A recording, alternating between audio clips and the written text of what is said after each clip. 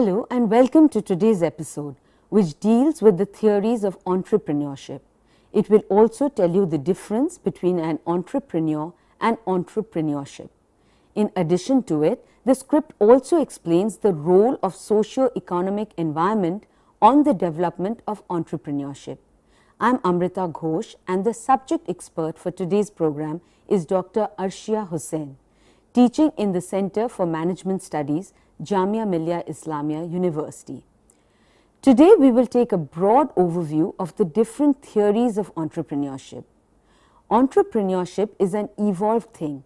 Different writers have developed various theories on entrepreneurship and popularized the concept among the common people. Theories have been categorized on the basis of social factor, cultural factor, economic factor, and the psychological factor. The popular theories of entrepreneurship are as follows. Sociological theories explain how various sociological factors influence the growth of entrepreneurship. Various sociological theories are Max Weber's theory of religious belief, Cochrane's theory of entrepreneurial supply, Hagen's theory of social change. This theory was propounded by Max Weber. He believed that entrepreneurship is a function of religious belief and the impact of religion affects the entrepreneurial culture. He emphasized that energies of an entrepreneur are exogenous and supplied by means of religious belief. The theory consists of the following important elements. 1. Spirit of capitalism. Max Weber highlighted the spirit of capitalism. Capitalism is an economic system wherein the means of production are owned by the private individuals. It is further characterized by the economic freedom. In such a system, and private enterprises are glorified. This system encourages the entrepreneurial culture. Spirit of capitalism, therefore, is the guiding factor which guides the entrepreneur to get engaged in activities that can bring about more and more profit. Thus, the profit motive induces the spirit of enterprise and the power of taking risk. Adventurous spirit. Weber made a distinction between spirit of capitalism and the adventurous spirit. According to him, the spirit of capitalism shapes the attitude towards the acquisition of money and activities involved in it. The spirit of capitalism is influenced by the strict discipline which is quite incompatible with giving free rein to impulses, whereas adventurous spirit is affected by the free force of impulse. Both spirit of capitalism and adventurous spirit govern the entrepreneurship culture. According to Max Weber, the spirit of capitalism can be grown only when mental attitude in the society is favorable to capitalism, that is, acquisition of wealth. Protestant ethic. It means an ethic that stresses the virtue of hard work, thrift and self-discipline. In other words, it means positive and a favorable mental attitude towards the concept of capitalism. According to Max Weber, the spirit of capitalism can be grown only when mental attitude in the society is favorable to capitalism. Positive attitude can be provided by Protestant ethic irrespective of the cultural background, personality type of the individual and the experiences in the society. Profit motive.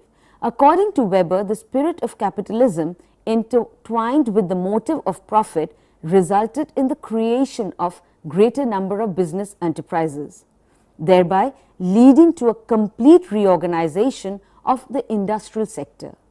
The principle of low prices and large turnovers was the mechanism of the entrepreneurs to realize large amounts of profit. So this motive of profit guided the Protestant ethic to become entrepreneurs. This theory suited the colonial rulers who desired to encourage European entrepreneurship in India. However, it has been criticized on the following grounds. 1. There is only one system of Hindu value. 2. The theory does not suit the Hindu value system. According to Max Weber, Protestant ethic provides the mental attitude, while Hinduism lacks such an attitude, and this acts as a stumbling block in their way to entrepreneurship. Third, the Indian community internalized those values and translated them into daily routine. These values remained immune to and insulated against external pressure and change. The emergence of a large number of entrepreneurs in the post-independence era has proved that Indians are not averse to the spirit of capitalism and to the adventurous spirit. Hinduism is not a stumbling block and has contributed a lot to the development of entrepreneurs in India. The theory propounded by Thomas Cochrane highlights the sociological aspect of entrepreneurial supply. Based on the principle that the fundamental problems of economic development are non-economic, Cochrane emphasized on the cultural values, role expectation and social sanctions as the main elements that determines the entrepreneurial supply in any society. However, the following are the basic elements of Thomas Cochrane's theory. 1. Cochrane viewed entrepreneur as a society's model personality. According to him, an entrepreneur is a role model of the society representing model personality. He is neither a supernormal individual nor a deviant person. His personality is a composite of the person, his skills, styles and motives. Second, Cochrane pointed out model personality as a derivative of the social conditioning. The entrepreneur, being the chief executive of his business, plays a social role. The role is partly shaped by the model personality that is a derivative of social conditioning of his generation. Further, innovation and invention go together with the type of conditioning in the society. Third, Cochrane defined the role expectations of entrepreneurs in the society. He pointed out that in corporate organizations, senior officers or the board of directors are known as defining groups, since they have well-defined expectations. Entrepreneurial role is closely defined by this defining group. According to him, primary cultural factors operating on the personality of the executive and the defining of his role by those involved accommodate to some degree to the necessities of the operation to be carried out. Fourth, he believed that the type of child rearing and schooling influences the intrinsic character of the executive. According to him, the executive's inner character is conditioned by the child rearing and schooling common to the cultural legacies.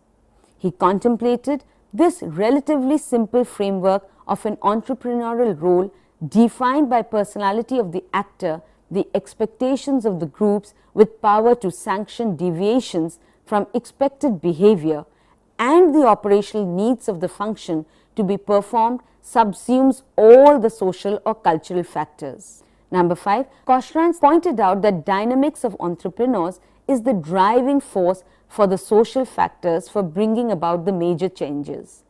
He further pointed out that the model is based upon the American economic history. The model proves that American economy has experienced major changes during the 19th century due to entrepreneurial dynamism. The changes are the result of the following factors. A. Rapid adoption of mechanical devices in the first half of the 19th century. B. The growth of professional management in the corporate sector that started in the second half of the 19th century. C. Widespread application of mass production techniques in the 19th century. Cochrane also emphasized that the performance of an individual as an entrepreneur is determined by the following elements. A. Entrepreneurial attitude towards his own occupation. B. The role expectation held by sanctioning groups. And C. The operational job requirements. Everett E. Hagen propounded a theory of social change. The theory emphasized that a continuing technical progress can transform a traditional society. The theory assumes entrepreneurial creativity as the key element of social transformation and economic growth. The other features of the theory are as follows. The theory presents a general model of the society. It depicts interrelationship among the various elements of society, as in physical environment, social structure, personality and culture. Second, Hagen viewed economic growth as a product of social and political change. According to him, an entrepreneur is a creative problem shooter. He is the one who brings about economic development which is mingled with political and social changes. Number 3, Hagen believed that the solution to economic development does not lie in imitating Western technology. He discouraged the follower syndrome on the part of the entrepreneur. This is because the technology is an integral part of socio-cultural complex and superimposition of the technology into different socio-cultural setup may not deliver the goods.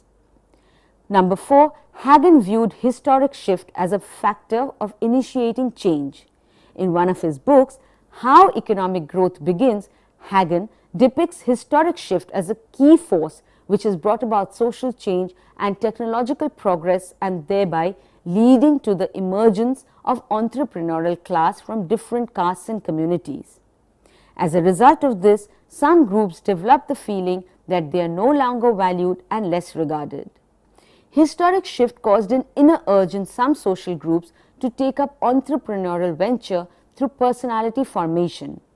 These groups thus become competent enough to take up any kind of venture. Fifth, Hagen pointed withdrawal of status respects as a key device for encouraging entrepreneurial activity. By withdrawal of status means a social group who is creative and isolated from traditional values but have a desire to prove themselves into any area in which they can gain success and power. This desire and inner urge will take the form of innovative entrepreneurship. In other words, Hagen identifies status withdrawal as the key factor in the emergence of creative personality. When withdrawal of status respect occurs, it leads to 4 different responses and creation of 4 different personality types. Namely, 1, an individual or a group who continuously does his work in the society but remains indifferent to his own position. Such an individual or a group is known as retreatist. Second, an individual or a group who adopts a kind of defensive personality and acts in the ways in which he is accepted and approved in his society without any hope of improving his opposition. Such an individual or group is known as a ritualist. Third, an individual or a group who initiates rebellion and tries to establish a new order in the society. Such a group or individual is known as a reformist. Fourth, an individual or a group who is creative and converts all odds into opportunities and is likely to become an entrepreneur. He is known as an innovator.